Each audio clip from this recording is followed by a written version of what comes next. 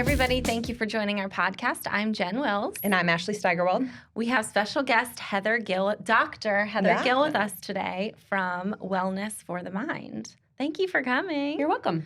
We wanted to have a conversation about teens and anxiety, depression, and you came recommended. Thank you. Thanks for coming. You're welcome. So tell us about your practice. I will. So Wellness for the Mind is really looking at teenagers and basically how they think through more of a wellness model than an illness model. So when you look at teenagers and depression, there's a lot of different viewpoints on it, but we tend to feel, and I would say most science would support this, going towards more of a wellness mindset when we're working with our clients. So really what we're looking at is, with like depression, there are so many reasons that people even use the word depression. I think if you go like strictly by our diagnostic manual, there's a lot of criteria. But then people use the word depression pretty freely. They talk about it after a breakup. They talk about it when their parents get divorced. They talk about it when they fail a major test or don't get into college. And so with Wellness for the Mind, we feel like everybody with depression looks so differently. There is nobody with the same brain. Mm-hmm. Nobody has the same heart. We just are all different. And so our focus is to figure out, it doesn't really matter what vernacular you use, whether it's depression, I'm sad, I'm grieving. We really try to figure out what is at the root of it so that we can go ahead and help the clients develop the tools so that they can grow from it. Mm-hmm. Because it's really important. You could be victim mindset, right? Mm-hmm. And be like, I'm hopeless, I'm sad, nobody follows me on Instagram, nobody sits with me at lunch. We try really hard at Wellness for the Mind to figure out how do we grow from these difficult situations, right? How do we learn what we can do differently so that we are optimally functioning, which is really important because I talk to my clients all the time about, do we want to live in a victim mindset? Because life is life, and mm-hmm. we're humans, and we get in car accidents, and when we lose people we love, and we don't get the job we wanted. And sometimes we do get the job we wanted, and sometimes we're really lucky and don't have a lot of tragedy. But there's a lot of times that things are really rough, or we wake up and we get thrown a really big curveball. So we talk to clients a lot about how important is it for you to grow from this? Yep. What do you want to learn from this? What tools do you want to develop? Because, and I don't mean to sound, condescending, but we're humans, and we're like tree bark. We are not smooth and shiny all the time. We sometimes struggle. So that's what we talk about with Wellness for the Mind. It's more normal. It is. So, and I know some people, and I work with I would say I work with folks pretty much like 14, 15 through I'll keep them through their young adult years mm-hmm. if they have a really good rapport and what we're doing is really working for them. But yes, I don't know many humans that don't have bouts of worries, depression, anxiety. Now, I will say the science talks a lot about for adolescent brain growth that mm-hmm. it is chaotic. Yeah. Right? For women, 12 to 24 is adolescent brain growth. For men, it's 25, 26. That's just biology. Mm-hmm. So I don't know why we think kids would not have ups and downs. Right. Right. I look back to my adolescent years and we didn't have that knowledge in the 80s. But now we have the knowledge and we're like, we've imaged the brain. We have mm-hmm. the science. We can see how the brain and different parts of the brain are affected. We always talk to our clients about how our prefrontal cortex, executive skills, is developing in your adolescent, mm-hmm. phase of development. So I would expect you to get upset if you can't find your shoes. Yeah. I would hope at 40 you don't. Right. But when you're 14 and somebody hasn't texted you back in a few hours and you have a meltdown, you as parents try to help your kids recognize how to walk back up and use their prefrontal cortex and logically think it through. But a lot of times they're in their limbic system and they're in fight or flight. So they're just strictly more emotional. Yes. And some are and some aren't, mm-hmm. right? Some are definitely more, I have clients that are super even. They're not as emotional. But when you talk about especially depression, mm-hmm. I'm very cautious with diagnosing that. I don't do a lot of diagnosing because I'm more wellness-oriented than disease-oriented. Right. But I would be really cautious to diagnose, especially a young adolescent with depression, because from an endocrine standpoint and your hormone shifting and testosterone and estrogen and all of that, it does affect your emotions. Well, it's funny. That was going to be one of my Yes. questions. How do hormones affect the anxiety and depression? So, like from a scientific standpoint, I wish we could have a viewfinder. I wish there was like a window so we could be like, okay, today your estrogen levels are really high or they're really low. We don't have that Mhm. real-time data, but suffice to say, when you hit puberty, there's a lot of shifts and changes, not just in your endocrine system. Yes, definitely there's hormonal shifts, but one of the things that I think is really important to recognize is that our brain, we have billions of neurons in our brain. We're born with more than we need. And in our adolescent years, they prune. It's kind of like weeding your garden so that the flowers grow, right? Right. So, like, there's so many cells, neurons that die. And so it's like neurons are like shifting, right? Mhm. And so, like, neural pathways prune away. It's like, well, where do I send my message anymore? And so, yes, there's the endocrine piece of it, but there is definitely just neural circuitry of like the wonderful changes that go on in the adolescent brain. Yeah. So what does working through a wellness lens actually look like? So when clients come in working through a wellness lens, basically, having them lay out everything that's bothering them. If it's a good fit to have the parents share as well, we do that. A lot of times we really value the input from the parents. So we get that information from the parents and the teens. And we first of all figure out where is it intercepting them. So like, are they sleeping all day? Are they not going to school? Have they, I always say, you don't want to let go of the ropes of life, right? Life can be really hard sometimes. Mhm. And sometimes you're holding on with all of your might and you've got some rope burns. And maybe mom and dad have their hands on your hands helping you hold on to the ropes of life. And so first it's figuring out, how much are we still holding on to the ropes of life? Are we still going to school? Are we still going to basketball practice? Are we still playing the violin? Are we still showering? Are we still? Yes. Are Mhm. we getting out of bed? Yeah. Right? Yeah. So first and foremost, we look at kind of, on a gradation, like how much depression or how much anxiety, how much is it altering their level of functioning? We always tell people, we're all going to go through times that we're sad. We're all going to go through times that we're hopeless. We're all going to go through times that we feel like our anxiety is through the roof. Is it getting in the way of you living life? Mhm. That is your litmus test. So if you stop going to school, if you have school refusal, if you are not going and seeing your And friends, surely this has to be like a prolonged period, correct? Like, because I think Typically- about, this is so silly, but like PMS. Like, yes, you hit some days, if people Yes. have really intense symptoms. yes, and you know what it is, so you can be like, I can ride Right. this out. Yes. So I would say typically most and it's parents who contact me usually.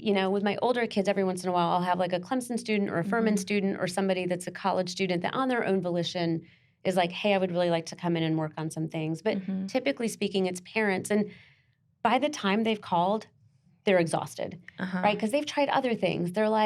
They're trying their tools as parents, right? This is what I did as a child. They've tried what maybe their friends are telling them to do. Maybe they've looked online. But by the Let's time go outside. Right. Let's go. They've done all Yeah. the things they think could work. So by the time they've reached our office in some way, there's a pretty significant disruption in normal functioning. Mhm. Not always. I do have some parents that are very proactive and they're like, listen, I've started to notice for the last few months that he or she has rough days and I'd really like to get ahead of it and I'd like them to have the tools before they Mhm. become a teenager.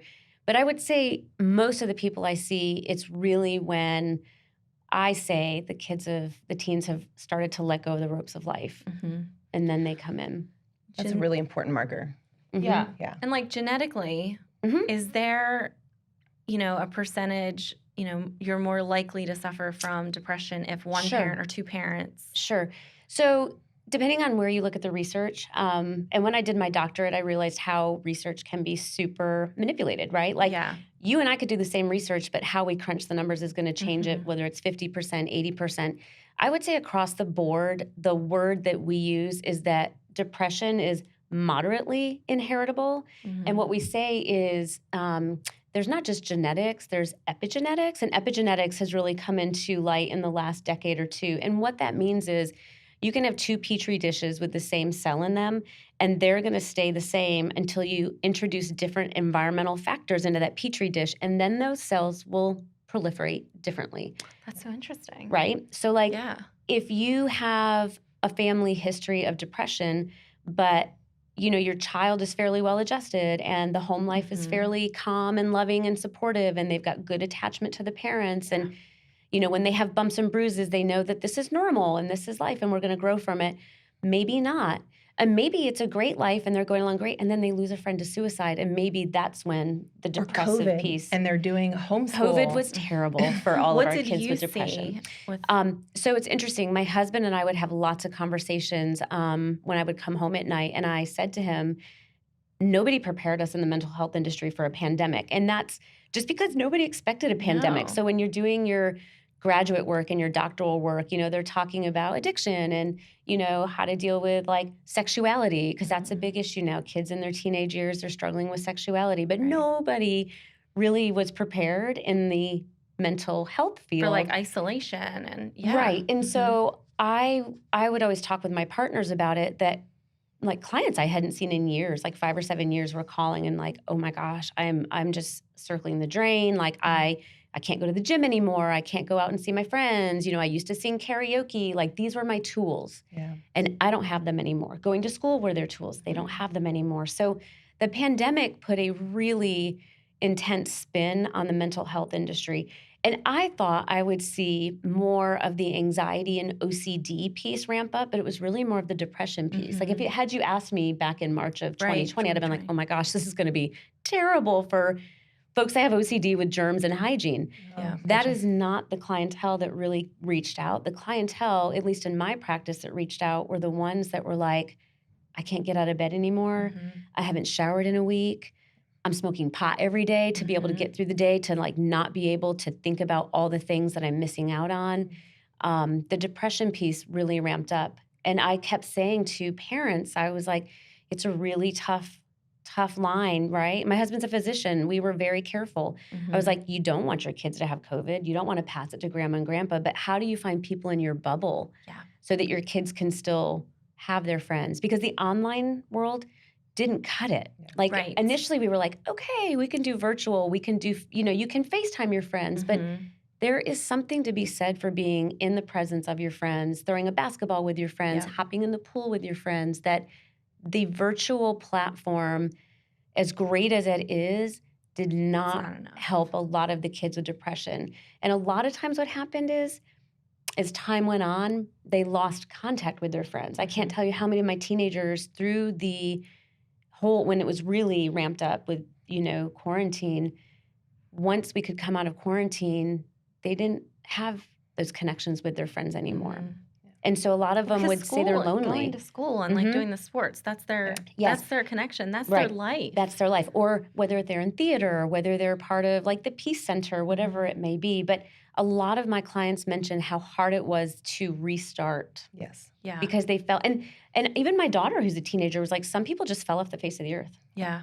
And I find there's just this continual just apathy that's been going on. I also have a 15-year-old and 11-year-old, and especially with my 15-year-old, when things did open back up, or it was just, I saw it, especially among his peer group. He was lucky because he was at a school where they were still 5 days in person the whole time. Absolutely. But some of his friends that were doing virtual the whole year, it was just this general, you thought that they were going to open the gates and everyone's going to be pumped to get back to doing their activities. They weren't. We were. I struggled with it a little bit. That's super interesting. Yeah, but there was this just general apathy. And I see that across the board. So even when I worked with a lot of my clients that went back to school in person, I was like, aren't you really excited? And they were like, no, because we can't talk to each other and because we're behind plexiglass. And I was like, it's such a catch-22. So yes. It's also this like weird unknown. You're hearing different things and like, what is true? Yes. Can I get sick? Should I be doing this? Yes, there's so much. And I mean, if you think about and pulling that full circle, it's hard enough to be a teenager. Yeah. It's so much hard.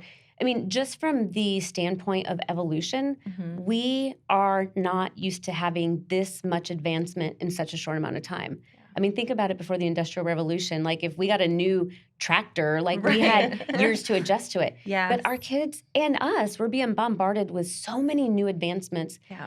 Our brains are not as adaptable to the quick pace that we're seeing. And so a lot of kids are super overwhelmed. They're super depressed because they feel like they're missing out and they should know all the stuff that, their friends know. But it's just so much information that the information overload, I think, also plays into the depression because you feel like no matter what, you can't keep up, right? Yeah. You're drowning. Yeah. And what I'm also seeing in my own kids is because they're on screen time and there's Instagram and Instagram Reels, TikTok, you can flick through, yeah. right? And so it's you're getting a dopamine hit like every minute and 30 seconds as you're like flicking to the next video. Yes. So when all of a sudden they're in a situation like my oldest is working at a summer camp all summer. That's awesome. Exactly. Good for them. The reason being is I realized they don't know how to be bored. They don't know how to be bored. And when they get bored, it's like they spiral. I'm lonely. I'm sad. No one likes me.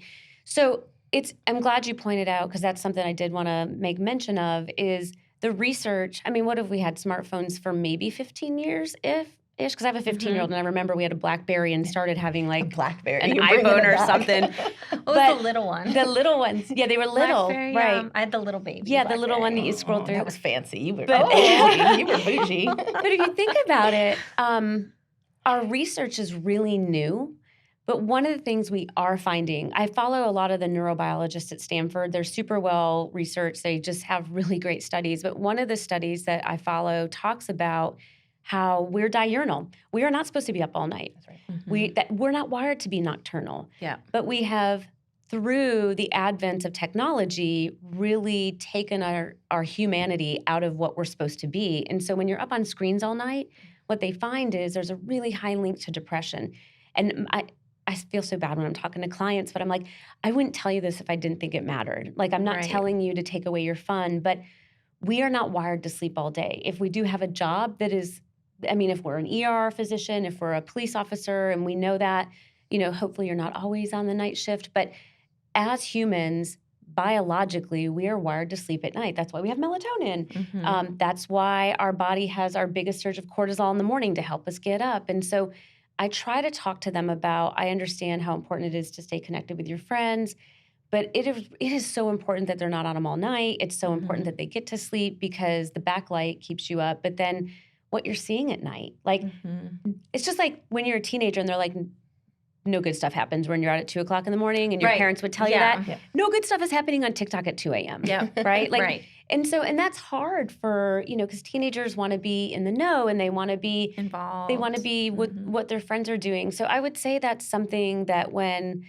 I finally feel like I have a decent relationship with my teenagers, we talk about that. And I'm like, listen, I'm not anti-Instagram and TikTok, but I also wouldn't drink 20 Diet Cokes a day. Right. I also wouldn't think it's a great idea to spend 20 hours driving in my car every day. And so how do we find a way that is like being a healthy consumer of whatever, if it's gaming, boys are more gamers, girls tend to be more social media people, but, you can see it will cross genders. But typically, I see women that come in all the time and they're absolutely depressed because they saw that people were doing things and they know their brain is tricking them, but then they're like, nobody likes me. And then they go down the rabbit hole and then they're like, I'm depressed. And I'm like, well, I don't know if it's really depressed. I think we need to talk about how your mind is digesting this. But that's a really good point. There is a really good book called Glow Kids by Nicholas Kardaras, and he actually used to run an addictions clinic, I believe in New Jersey, I believe outside of New York City. And he, if I have this right, he has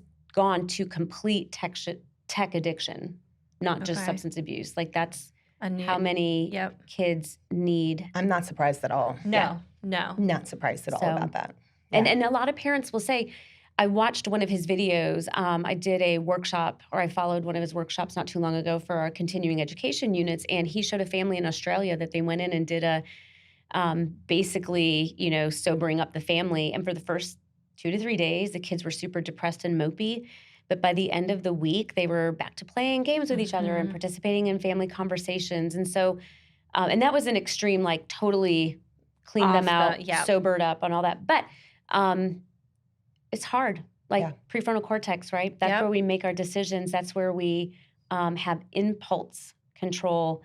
It's not always fully developed. Yeah. Even in adults, they struggle with it. But imagine what it provides to a teenager. Yeah. Right? It's really hard. So what's in the toolbox for a teenager? Okay, so when I work with teenagers, a lot of times I try to ask them, what are they already doing? What are their skills? What are their strengths? A lot of teenagers love to write. They love to journal. They love to do art. They love their activities. They love to run. They love to do horseback riding. And so a lot of times I talk about, let's not recreate the wheel. If you already know certain things make you feel good, let's build on them. So That's one thing that we do. The other thing that we do is we try to figure out where it is in your body, because the body and the brain are always connected. So when people say it's in your head, I'm like, yeah, it's all in my head. My heart beats in my head. Just real quick to go back to that. If you were to ask someone like their favorite things, I guarantee you no one would answer sitting and scrolling on my phone. Even though I don't. so like... Actually, it's funny you say that. Unless I have folks who are like social media influencers or YouTubers and like gamers, like they're like part of not just playing the game, but they're part of like a amateur or professional gaming association. But I will tell you, most people don't say that. So that's a really good point. It's a numb out thing. It is. Yeah. Anyway, it's true. And so then I always go through a little bit of neuroscience with my clients. I ask them, where do you feel it in the body, right? Mm-hmm. Like, so anxiety and depression hang out together. I very rarely see people with one and not the other. And so we talk about when you have these emotions, when you have these heavy feelings, where are they in your body? Is your chest tight? Are you sweating? Do you have like digestive issues? Does your jaw get really tight? Do you have headaches a lot? Like, we try to flesh that all out, because then what we do is we match the tools to where it is in your body. So like if I have people that get short of breath, they have panic attacks, we do breathing exercises. We figure out what type of breathing, and there's so many different type of breathing exercises, but which ones work for you? If it's somebody with digestive issues, we talk a lot about making sure like that they know when to eat and when not to eat, like, because when you go into fight or flight, your blood is shunted to your extremities. And so we get these really acidic-y bellies because we're always like stressed out. And so it's really hard to eat. And so we talk about what tools do we use so that your belly is not always acidic? Do we use mindset tools? Do we do top down? And we say, hey, like, I have my driver's test today. Of course I'm going to be nervous. So I'm going to eat something a little more, that's bland and that I know is good for me. I'm not going to go for the full jalapeno this morning or something. Right? Does that help pull you out of the limbic to get into your body? Because that's what it's sounding like. Because I've seen my kids, they'll get in their heads and they spiral out. Yes, they're dysregulated. Right. And then getting into your body pulls you out of that like lizard brain. Absolutely. So one of my favorite people that I love to follow is Kelly McGonigal. She does a TED Talk. She wrote The Joy of Movement, and she talks about how important it is for us to get into our bodies. Her focus is a lot on like dance and walking and running and hiking and kayaking and whatever that may be. But I do feel like it is really important to use the bottom-up approach just as much as top-down, right? Top-down is talking to yourself, which a lot of my clients, we come up with mantras and we come up with scripts and we rewrite the narrative, right? You're not an idiot. I'm such an idiot. I can't believe I didn't, I can't believe I left my phone. I can't believe I dropped my phone in the toilet, whatever it may be, right? So sometimes we work top down, but a lot of times we do work bottom up. And we're like, okay, where do you feel it in your body? What helps you when you feel this tension in your body? Whether that, I have kids do like push-ups against the wall. I'm like, go in your room and do wall push-ups. Do real push-ups.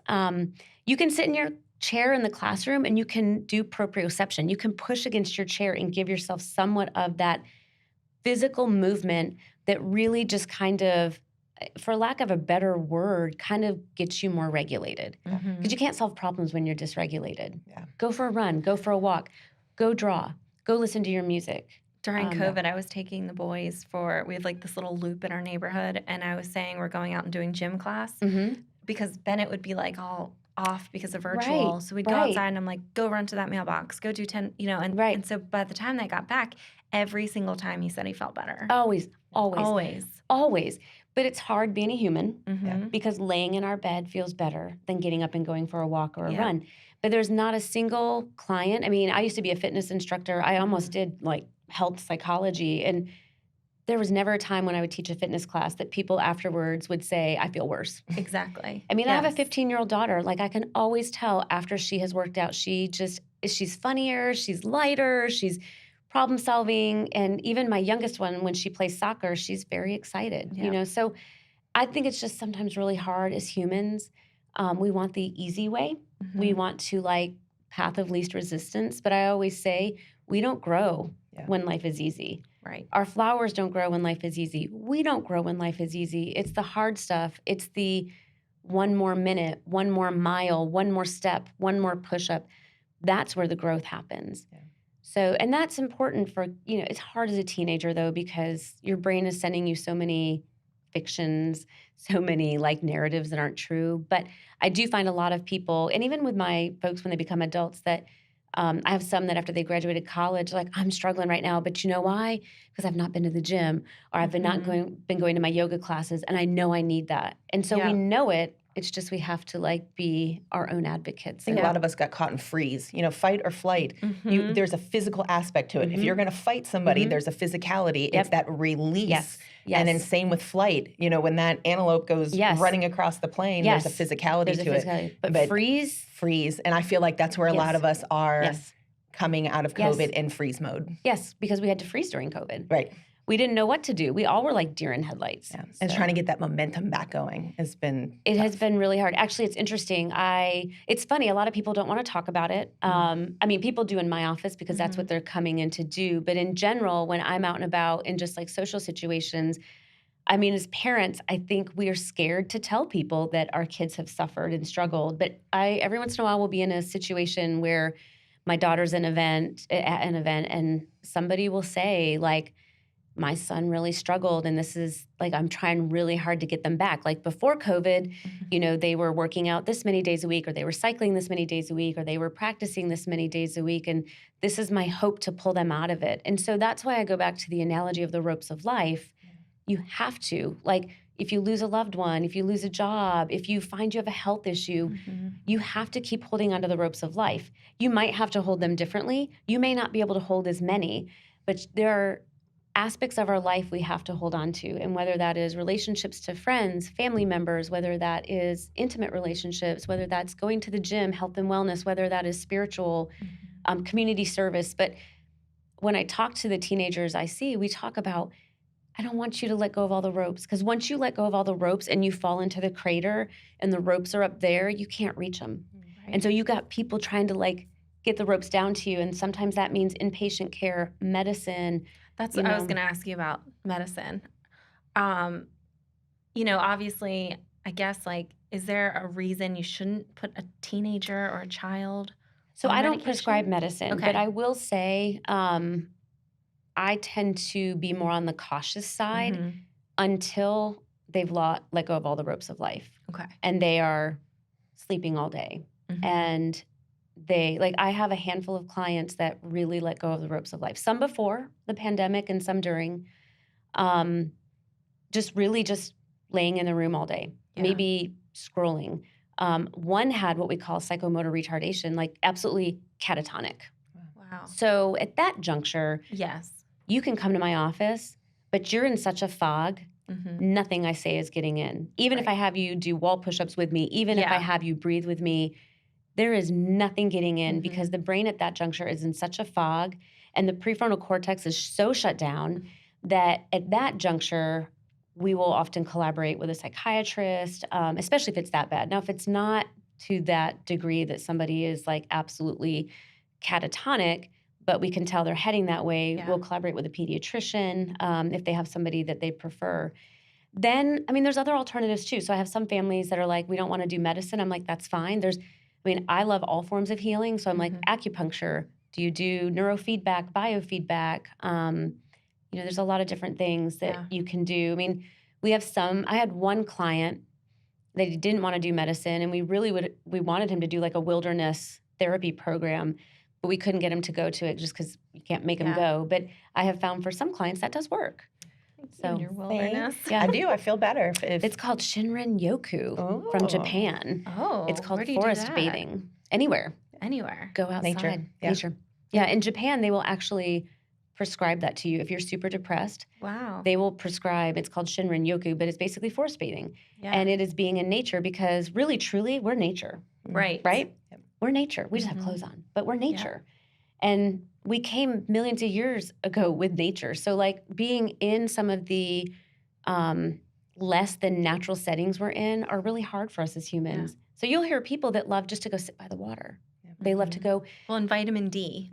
They love to be outdoors. So we have to catch up to how fast we have become industrialized and computerized in the information because our brains are just not there yet. And so, but I do find it interesting. I had a client not too long ago that she said nature is it's her everything. It's her medicine. But I think a lot of times we don't recognize what is our quote unquote medicine. Well, and a lot of times teenagers don't know yet, you know? Absolutely. Yeah, I mean, Because maybe they're they trying haven't on tried identities. Yeah. That's Right? Watch Yep. a teenager.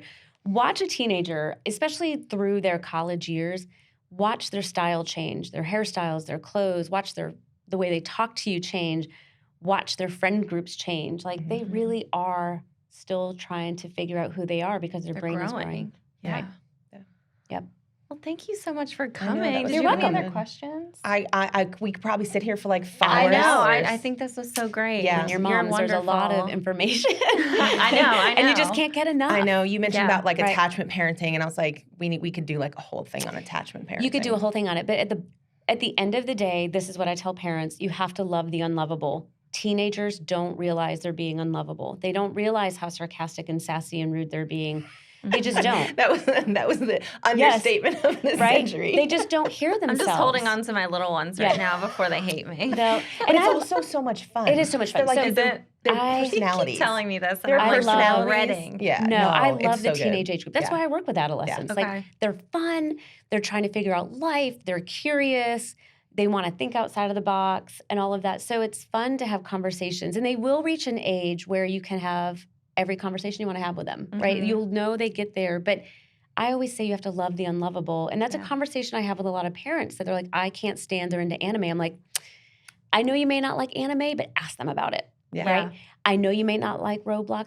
Ask them about it. I know you may not like them being on their games, but ask them what they're building in Minecraft. Yeah. Like, ask them, sit down with them. You know, you may not like the certain shows they like, but sit down with them. Yeah. Yeah. I know. I Learn already about watched them. Bennett, watching the weird things on YouTube, like What it, just and like and it's how they're really- playing with toys, and I'm like, this is so creepy. It is. It He's is. like- But I tell parents all the time, they're already judging themselves so harshly Yeah. in their minds that, yes, you have to parent them. Yes, you have to make sure they're making good moral decisions, that they're being good humans. And when they're being sassy, that you say, I'm going to ask you to rephrase that. You may not realize how that came across, and they may not rephrase it, and that's fine. But still, you're still saying to them, here are the boundaries of the world we live in. I want to raise a really good human. But they're already judging themselves so harshly Yeah. that That's so true. it's just you have to They're be their own you have to worst be critic. careful, right? Yeah. If they put an outfit on that you don't like, Mm-hmm. if it's really not that bad, I'm always like, go easy, right? Because they're their own worst critic, Yeah. right? I tell my college students that are like, everybody's looking at me when I walk across campus, everybody's judging me.